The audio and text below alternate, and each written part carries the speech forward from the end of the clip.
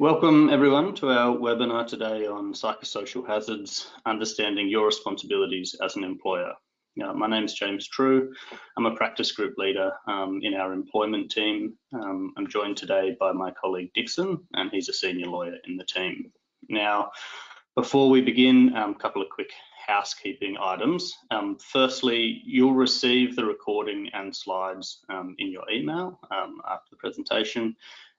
Throughout, please submit your questions in the chat box and we'll be able to answer as many of them as possible at the end.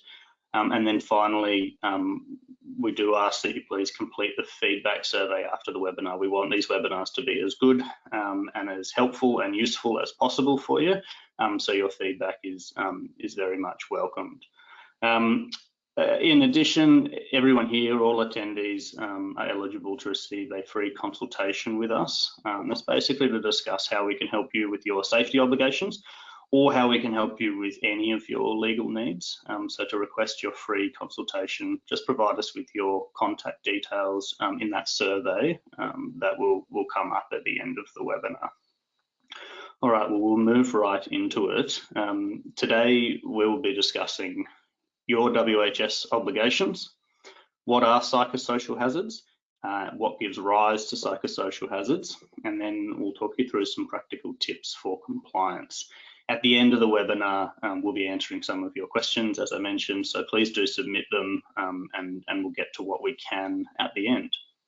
All right, well, we'll go right into it, starting with your WHS obligations. So, model WHS laws were developed by Safe Work Australia in around 2011, and that was really about improving consistency of WHS or then OH&S standards across Australia. All the states and territories have adopted the exact same WHS laws except for Victoria. So everywhere in the country we're talking about WHS now, although historically that used to be OH&S. But for Victoria, they're still using the term OH&S, but the obligations are very similar. And so if you're joining us from Victoria, this is going to still be applicable for you, but we'll use the language of WHS. WHS laws impose duties on persons conducting a business or undertaking, officers, senior managers, and then workers themselves. So a PCBU is any kind of business, includes your sole traders, companies, partnerships, unincorporated bodies or associations. Psychosocial risks, which is what we're talking about today. Now, they've always been covered by the WHS laws, and they are a risk to health and safety, just like any other. That said, recently there have been amendments to the WHS regulations to expressly make reference to psychosocial risks as something that businesses need to address. Safety regulators, people like Safe Work, are also turning their focus on these risks. They're increasingly prevalent. So more and more the statistics on workplace injuries are showing non-physical injuries as prevalent. Now, talking about that main obligation on a PCBU, it has the primary duty of care to ensure, so far as is reasonably practicable, the health and safety of workers and others in the workplace. Now, that obligation includes the provision and maintenance of a safe workplace. So that's including safe plant, structures, systems of work, safe use, handling, storage of plant structures, substances, provision of adequate and accessible facilities for the welfare of workers, provision of information, training, instruction, and supervision necessary to maintain a healthy and safe workplace, and of course monitoring of the health of your workers and the conditions at the workplace. Unpacking that a little bit, we're really going to talk here about the critical aspect of this obligation. Now, it's a question of how far do you have to go. That duty is to do what is reasonably practicable. Now, reasonably practicable means that a small business would need to take different steps from a large corporation to ensure a safe working environment, or that it means some risks need to be fully eliminated where others maybe don't. So there are quite a few factors that are relevant to determine what is this reasonably practicable in the circumstances. So you would have to think about things like the likelihood of the hazard or the risk occurring, the degree of harm that might result from that hazard or that risk, knowledge about the hazard or the risk, so what we actually know about it, and knowledge about ways of managing that risk. The consideration of the availability and suitability of options to eliminate or minimize the risk, and then of course the cost associated with the available options there. So really, what is it going to take? What do you have to spend to get rid of that risk entirely or to otherwise minimize it? Now, I also want to touch on officers here. Officers are people who make decisions that have an impact on the whole or a substantial part of a business. Officers are your senior managers and your C-suite executives. They have their own personal obligations under the law. They have an obligation to exercise due diligence to ensure that the PCBU, as I said, that's usually the company, the business. So the officers need to ensure that the PCBU complies with their WHS duties. The ways officers can meet those duties, well, they need to acquire and keep their WHS knowledge up to date. They need to understand the hazards and risks associated with the business, including what we're going to talk about today, the psychosocial hazards and risks. They need to ensure that suitable resources and processes are in place and being used to manage WHS risks. And they need to ensure that there's appropriate reporting processes in place and that those processes are followed for WHS incidents, hazards, and risks. We also mentioned workers and that they have their own obligations. Workers are basically anyone who carries out work in any capacity for a PCBU. So it's going to cover employees and contractors, apprentices, trainees and volunteers, anyone performing work. It's a very broad definition. They have their own obligations as well. They need to take reasonable care of their own health and safety. They need to take reasonable care for the health and safety of others who might be affected by what they do in the workplace. Workers have to comply with reasonable instructions given by the PCBU, and they have to cooperate with any reasonable WHS policies or procedures that the PCBU has notified to them. So that is a very broad and brief overview of your various duty holders under WHS laws. But I suppose knowing then those obligations at each of those levels, want to talk about, sort of how to identify the risks in the business, and which is something I guess ultimately is critical for your PCBU and also officers, who potentially those of you joining us today will be joining us in that capacity. But here, of course, we're talking about psychosocial risks, and so I'll hand over to Dickson here to talk us through, well, what are psychosocial risks, what are psychosocial hazards? Yeah, thanks so much, James. So psychosocial hazards, they're effectively non-physical risks. So psychosocial hazards at work are aspects of work and situations that may cause a stress response, which in turn can lead to a physical or psychological harm, such as anxiety, depression, PTSD, or sleep disorders. Now, some hazards can cause stress when a worker is exposed to the risk of that hazard occurring, as well as when they are directly exposed to the hazard itself.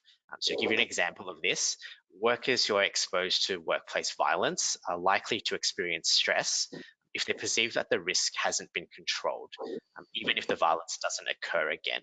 So in this situation, despite the hazard rarely occurring, the stress itself may be prolonged and ongoing. Now, on average, work-related psychological injuries have longer recovery times, higher costs, and just require more time away from work. So managing the risks associated with psychosocial hazards not only protects your workers, but it also decreases the disruption associated with staff turnover and absenteeism, and it may improve broader organizational performance and productivity. There are some common psychosocial hazards, which you can see there on the slide, and I'll touch on a few of them. So these include job demands, which could be high workloads or unreasonable or excessive time pressures. It could be poor support, including where a worker has inadequate support from managers and colleagues.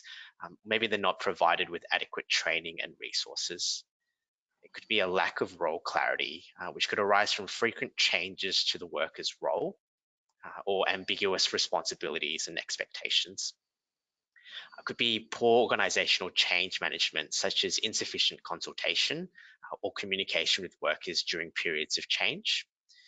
There's inadequate reward and recognition, which could arise from a worker being given low positive feedback or otherwise high levels of unconstructive negative feedback. Remote or isolated work is another common psychosocial hazard here, and that could arise from working in locations with long travel times or where access to help, resources or communications is just difficult or limited. And finally, it could arise from poor workplace relationships and interactions, as well as violence, aggression, bullying, discrimination or harassment from colleagues or clients. Now, let's actually consider the sources of the psychosocial hazards. And there are many aspects of a business that can create psychosocial risk, but typically these arise from a few things. So firstly, it could be the design of work, including job demands or the specific tasks involved. So to give you an example here, a job designed with too much work for a worker of that skill level to complete with the resources that they've been provided, that's likely going to create some hazards. Secondly, we can consider the systems of work, including how work is managed, organized, and supported. So for example, a system of work that doesn't allow workers to seek assistance from supervisors may introduce some hazards. Next up, the design and the layout of the working environment. So if there's exposure to unpleasant or hazardous working environments, then that could be a source of psychosocial hazards as well. Next up is just the plant and equipment at the workplace. So to give you an example here, there can be plant and equipment that can create loud noises, so machines, for example, or it could create dust and vibrations, and that creates poor physical working environments and can contribute to psychosocial risks as well. And finally, workplace and social interactions or behaviors. So if there are frequent disagreements or even disparaging or rude comments that are made by colleagues or clients, then these can be a source of psychosocial hazards as well. Now, I'll hand it back over to James just to share a bit about some practical tips for compliance. Okay, thank you, Dickson. Yeah, so look, I suppose what we've run through there, you take a look at your obligations at law. You know that as a PCBU, you've got to be ensuring, so far as is reasonably practicable, everyone's health and safety, and we know now that really also applies to these psychosocial hazards, which, as you can see from what Dickson's talking about there, is really, these risks are within sort of all aspects of how you're conducting your business with your workers. The question then is, okay, well, what do you actually do about it? And how do you make sure that you're complying with your obligations? Because they are broad-reaching obligations. So number one, the first thing to do is to conduct a thorough risk assessment of your business. So you're going to go through and make an assessment of whether your workforce is, maybe underworked or is it under-supported. Some of those things might already be evident to you and you can just observe them. Others you might need to sort of explore in depth to uncover whether there are issues. This is something that you can actually do through consultation, which is particularly useful for these types of risks, and I'll talk through that. But we're talking about here identifying risks in the workplace, and that really involves finding things and situations that could potentially cause harm to people. When you're talking about psychosocial risks, well, these generally arise from, say, your physical workplace environment. So let's think about things like, can your workers extract themselves from difficult situations? Things like maybe aggressive customers or something which could pose a risk. Physically, does the environment sort of trap them in with that risk? These risks can arise from equipment, materials, and substances, as Dickson was mentioning there. Even things like loud noises, consistent vibrations, well, they can create psychosocial risks. So think about what we're doing to address those. They also typically come from work tasks and how they're performed. And this is probably a big one for psychosocial risk, particularly with the types of claims that we might see coming through in businesses. But consider the workload and how that's designed. So can we make sure that you've got sort of structures in place, mechanisms in place to ensure that some employees aren't being redlined while others aren't doing much at all? This really kind of feeds into a concept of work design and management, which is an increasing thing that the regulators in this space are talking about. So is there actually also a structure in place to ensure that worker safety is being managed? Have you got policies in place that provide mechanisms for workers to raise issues? After you've thought about all of those risks and you've gone through and identified risks, sort of within those types of areas, you need to implement your controls. Now that just boils down to you need to do something. When we talk about doing something, again, our coming back to our legislative obligations we talked about before, the law is sort of sensible in this space, and it's not asking you to eliminate every single risk or potential hazard within your business. It is realistic about how businesses need to operate, and they can of course operate with some risk. But what the law doesn't want you to do is do nothing. So you need to basically, where you can, even if you can't eliminate a risk, do something to minimize it to some degree. And that's your best step ultimately, to be trying to say, well, we are complying with this obligation when we look at those features of what is reasonably practicable. Just some key ways to identify risks, and this is something that for a lot of employers they can get a bit tripped up on, I suppose, thinking that risk assessments or identifying risk is something which can only be left to specific professionals, HSC advisors, those types of roles. It's not. Employers can absolutely carry out their own risk assessments. And risk assessments can be quite simple. So you can identify risks through just inspecting the workplace for hazards. So it's literally a matter of walking around and trying to note them and see what you can see. You can identify them through consultation with your workers and your suppliers about health and safety issues. Allowing them to actually raise issues that they might have is another way to identify a risk. You can review information about hazards and risks and take advice on hazards and risks. And in that sense, Safe Work, they produce a lot of material, guides and codes of practice on different types of risks and hazards within businesses. So you can actually go and find out that information from those Safe Work guides, and that can assist you in carrying out those risk assessments. And as I said, you can also sort of take advice from consultant specialists, and that's in relation to your physical and non-physical risks. So you can have third parties come in and make an assessment of your business and actually carry out the risk assessments for you, but it's not a step that you necessarily need to take. When we talk about non-physical or the sort of the psychosocial risks here, and specifically looking through, well, how do we identify these risks?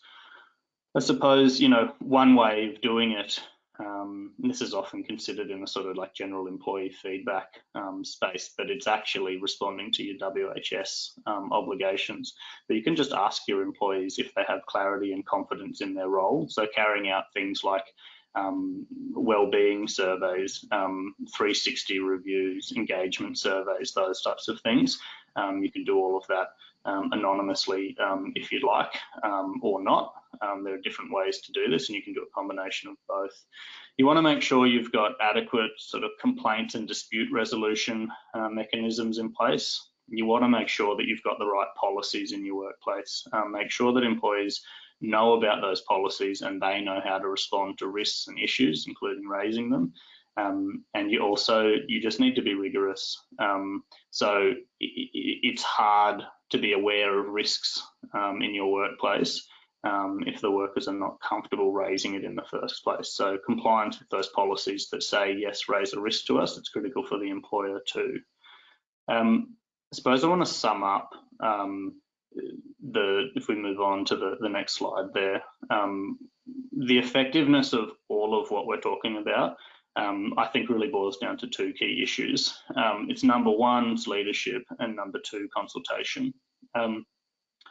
Leadership in this space is really best achieved by ensuring that your managers are aware of their duties under the WHS laws. Where they understand that they might have obligations in their personal capacity, well, they tend to engage a little more comprehensively with these issues. And what we see is that engaged leaders tend to drive engaged workers. And so they really are the drivers of positive culture in a workplace, which is a key thing to combat psychosocial hazards. Now, when it comes to consultation, this is a specific requirement under the WHS laws. But it's simple in relation to managing physical risk in a workplace, in that you can seek feedback or input from workers around safety. Well, that's common, it's uncontroversial, and they can tell you that there are specific physical risks, and they don't mind doing it.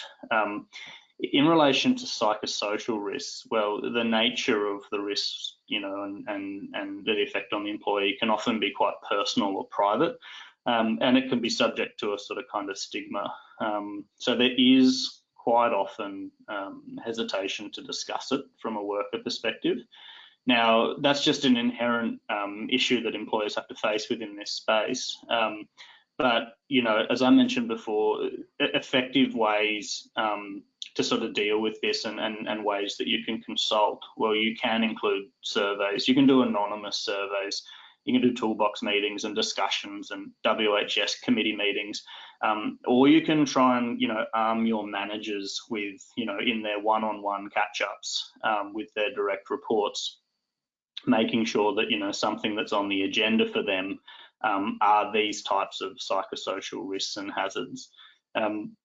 So look, it boils down today. I think number one, you really need to firstly understand your obligations. Number two, and as I said, the obligations are around not making sure every single risk is eliminated in your business, but have a plan and do something. And I think that's the critical thing that a lot of businesses are falling down on. Have a plan in place, do something to eliminate or minimize these risks. And then, of course, at the end of all of that, make sure you're implementing a review process just to make sure that what you are doing is working. So look, that concludes the main part of what we wanted to talk about today, but we'll be coming to questions soon. I'm just going to hand back over to you now, Dickson. Thanks, James. Yeah, before we move to a time of Q&A, just want to touch on a few things really quickly. So firstly, you might find our publication useful. It's on safety essentials for SMEs, and you can download that in the handout panel of the webinar. Otherwise, you can also scan that QR code, which is on the screen right now.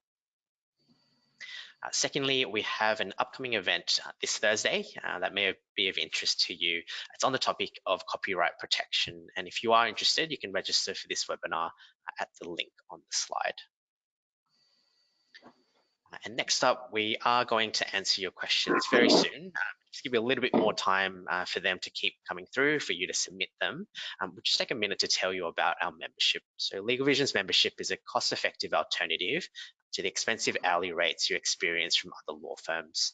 For an affordable monthly fee, you receive cost certainty and all-inclusive legal services, including document review, which includes drafting, amending, and reviewing business contracts and commercial leases. Includes unlimited advice consultations with our team of specialist lawyers, including areas of business structuring, employment, disputes, and more, as well as unlimited domestic trademark registration. So lots of different ways that we can help you and your business. As a LegalVision member, you won't have to worry about the cost of lawyers, and you can think of it as having your own in-house counsel. We'll take care of all the business as usual legal work, so you can focus on what you do best, running your business. And if you are in-house counsel, our membership is a cost-effective solution for outsourcing additional legal work. If you are an existing member with us, you can add on our WHS advisory service, which will provide you with a comprehensive WHS risk management and compliance framework, as well as ongoing training and legal support, all designed to help you to comply with your legal obligations, including in relation to psychosocial hazards. If you'd like to learn more about how membership and our WHS advisory service can help you, you can request a free consultation when the survey appears at the end of the webinar. All right, I think we are at the point of Q&A now. So let's run through some questions that you've submitted. So first one I've got here is there a course of action external to the workplace where employees can gain advice on psychosocial hazards? For example, is there somewhere for an employee to go when the business does not provide any course of action with the supervisor, manager, or officer who's creating the psychosocial hazard? Yeah, sure. And there is the types of place employees would go in that instance. It is probably somewhere like Safe Work. They ultimately will enter the territory of an employment dispute. And there are a number of avenues that they could go, and these all create liabilities for the business. So, I mean, if they were to get in touch with somewhere like Safe Work, so they're the safety regulator, Safe Work will provide resources and guides and materials and can provide them with information. But what Safe Work can also do is then turn around, and if they make an assessment that, well, we think the company isn't complying with its obligations here, they can actually start proceedings against the company. So yes, if we're sort of ignoring employees to a degree or not giving them the outcomes that they're looking for, then yes, we can be creating exposure for the business. Now, of course, sometimes employees just don't agree with the answers that they've been given, and that doesn't mean there is exposure. But they could go to Safe Work, and as I said, Safe Work could potentially go and prosecute.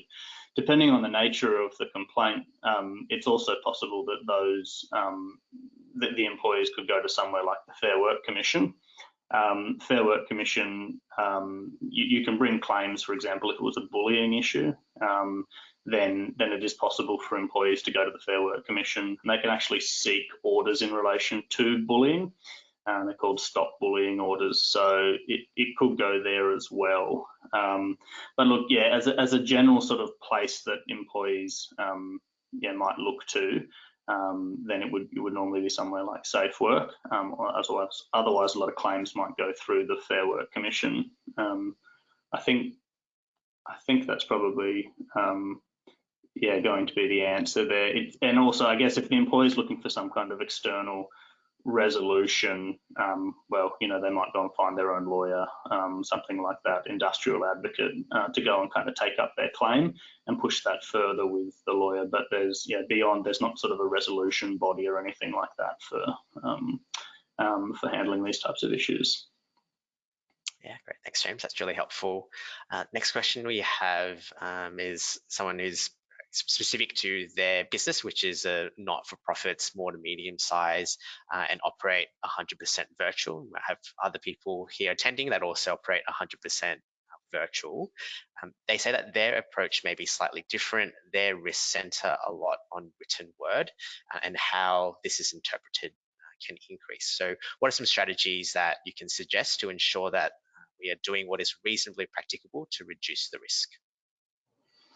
Yeah, sure. And look, this is a common thing even for businesses that aren't entirely remote. There are certainly businesses where a big portion of them are now, working remotely some or all of the time. It's a matter of applying the same framework we've talked about today. So, I mean, you've already taken the first step there in terms of identifying that is a risk. And that they can actually be causing, written word communications, how we get along with people, how what we write is perceived, can actually be creating issues. Now, in this instance, training is probably going to be the best way that you can ensure those risks are minimised. You're not going to be able to reduce them because everyone is going to be talking to each other remotely, but I think in terms of combating a risk like that, as we know, a lot of the time, it's unintentional, and people are receiving things the wrong way because of someone's particular written style. And we see this quite a lot, people who like to call themselves straight shooters or are particularly direct in the way they write. It's often upsetting then for people when they receive that, feels too direct, feels offensive, that type of thing.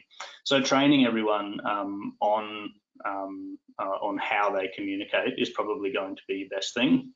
You can have policies on it as well, but I think also then having a really functional consultation process as well, so that where people are feeling upset by particular communications, you don't want a situation where they then kind of just sit on it, getting more and more upset. It's not the type of issue that just resolves itself by itself. So making sure that people can raise those issues. But part of the training and consultation there too is to allow sometimes people who may be upset by them, to understand that, well, it perhaps was not intended to upset you, and it doesn't necessarily mean we have a breach of the law or anything like that, or it doesn't necessarily mean that your complaint all of a sudden it means you need to be compensated or anything like that. So there's learning to be done on both sides of that interaction, and I think training consultation is the best way to achieve it. Yeah, great, thank you, James. We've got a couple of questions on a similar topic. So what is a reasonable amount of stress that can be expected from a job before it becomes a psychosocial hazard? And the other one was, what's a similar vein, what's a reasonable amount of stress that can be expected from a role? So where can we kind of draw the line from a manageable amount of stress, because every job has some level of stress at one point or another, and kind of where it actually affects health and well-being.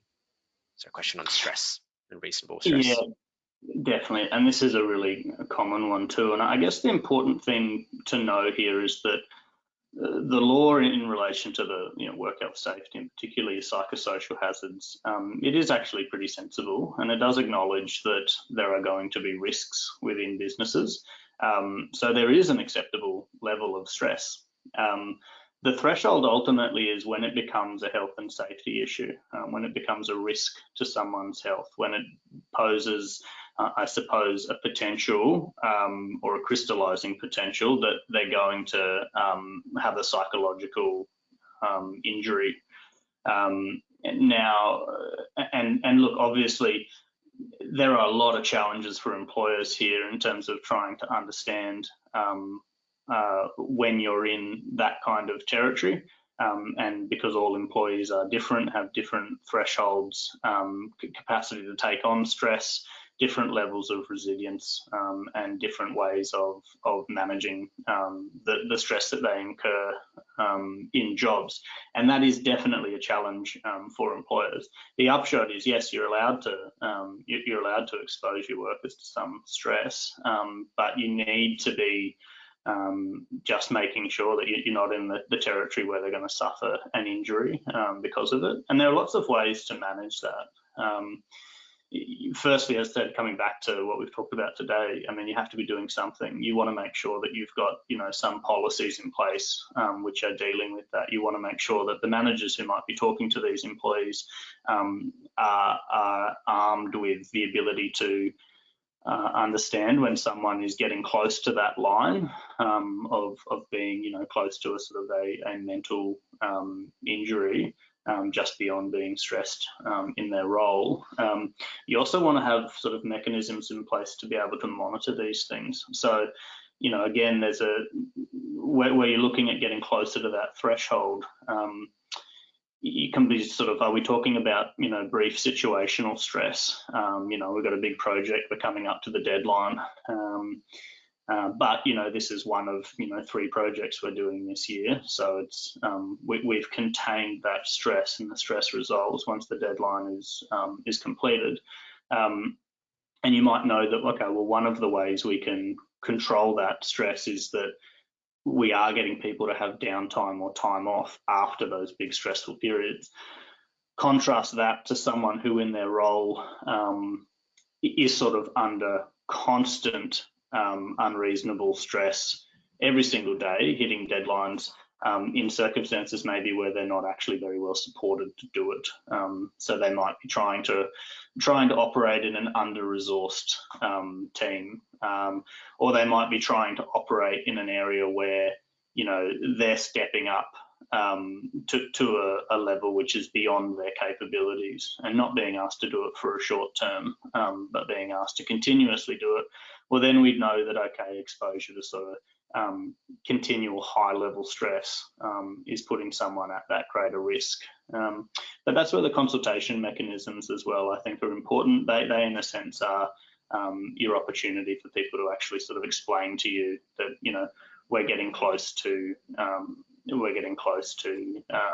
the, I suppose, the threshold that, you know, someone might be looking at a potential injury in something like this. All right. So I think that hopefully that sort of covers that one for you. But as I said, yeah, look, the law is sensible, and you can be armed with that. It's also something that, you know, you definitely can work through with us. This is a common thing that we deal with our clients. Yeah, definitely. A couple more questions that have come through. So what are the implications of conflict and aggression between two employees? So maybe that's touching on the kind of workplace relationships hazard or source of hazard that we talked about. Yeah, look, you know, aggression, conflict between employees is definitely a psychosocial risk, and the aggression is also potentially a physical risk as well. And it's one you absolutely need to manage within your workplace. And so you can't really just sit back and say, oh, okay, well, some people are, you know, some people are aggressive, some people like conflict, some people don't like it. You know, some people can be super direct and you know, and loud in the way that they communicate, you know, aggressive ultimately, and others aren't. You need to understand that, well, that is actually creating a risk within the business, and so what are we doing about it? So you need to treat it like any other risk. Obviously, in some environments, you know, there's capacity for it. And depending on the culture that you're operating in, and the way that, you know, different people are going to receive, maybe, look, if we're talking about aggression, it's very hard to sort of ever kind of justify that. It can't really be a workplace that, you know, that justifies it, maybe outside, you know, sporting teams and things like that, but, you know, any kind of regular workplace, very hard to suggest that, you know, aggression would be acceptable.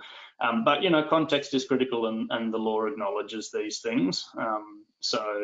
But again, do something, be aware of it, think about whether there are ways to deal with it. It might actually all come down to a disciplinary issue.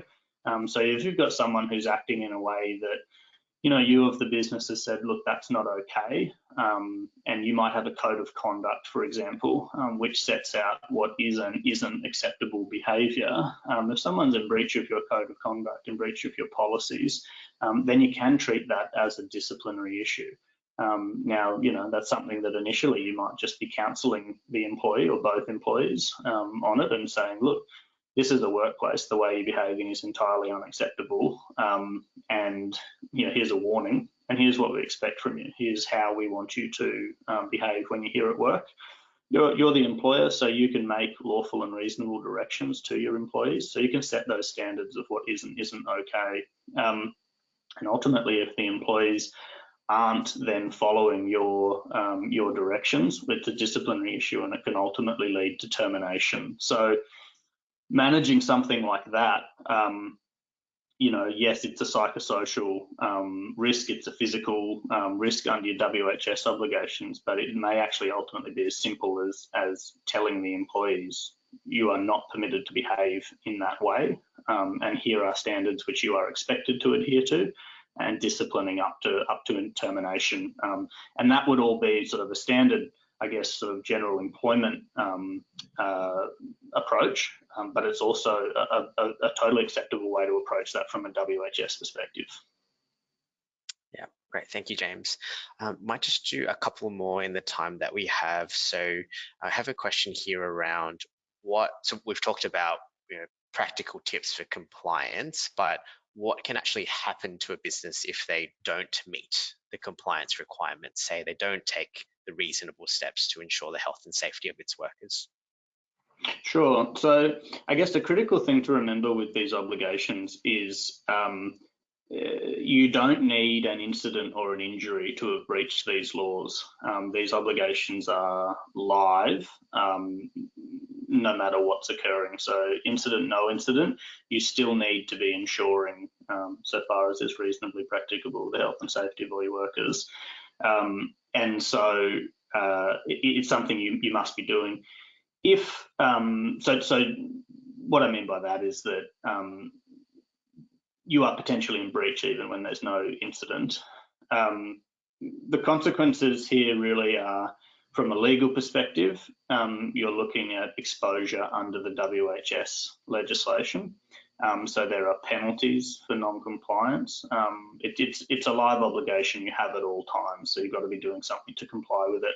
And that's on the company itself, and it's also on the senior officers in their personal capacity. They can be fined under the legislation and have to pay those fines personally. And so someone like Safe Work, a regulator, they are tasked with administering and enforcing that legislation. So they have the right to come to any business unannounced, knock on the door, enter. They have a right of entry, come and look at the business.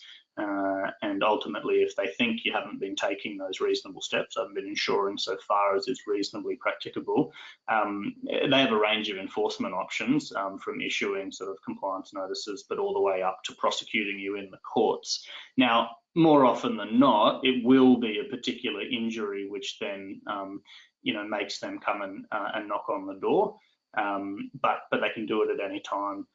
The other consequences, look, employees, there are plenty of claims that employees can bring in the employment space. Say if it results in a termination, someone feels like they're forced out the door because of safety issues, well, they can bring unfair dismissal claims. But as I mentioned briefly too, that they can also, when talking about psychological issues, that often meets the definition of bullying as well. So employees can go to the Fair Work Commission specifically to make claims in relation to bullying, and the Fair Work Commission, you might find the Fair Work Commission is the one knocking on the door, coming into the business and making orders about how you run things. So there are certainly consequences, and that's from the legal perspective. And of course, there are cultural issues within your business that will arise from this, engagement issues, and then productivity issues as well. So there could be any number of reasons for a business to decide to want to put the effort into this, and sometimes least of all it is actually those legal consequences as well. Yeah, for sure. And maybe another one to add that comes to mind, if a worker is injured or ill because of, or in connection with their work, then it could be a workers' compensation claim. That's as well. Definitely, and that's look, ultimately that's employees being off work very commonly for a very long time, and although your insurer will cover the bills for their medical and for their lost wages, most employers find themselves paying those bills through increased premiums. So it's certainly something to avoid. Sure. And a final question, this should be a quick one. Can we share a risk assessment format that is feasible for small businesses? How can we help in this space? Yeah, definitely, and we do. We have all sorts of materials which we provide to our clients to handle these and practically handle this. For that, probably best just book in a consultation with us, which again we ask you to do at the end of this as part of your survey. You can book in, we'll have a consultation, and we can see if we can help you out with that there. So I think we might wrap that up there. Just for the time that we have, leave it to you to wrap it up, James. Yeah, sure. So look, thank you everyone for joining us. As I mentioned, if you can please complete that survey. We'd be really grateful. We want to make these as useful and as helpful as we possibly can. And then look, include your contact details. We can have a complimentary legal session, discuss how we can help you with your safety obligations, and then of course with any other legal obligations you might want to be in touch about. But once again, thank you very much for joining us today.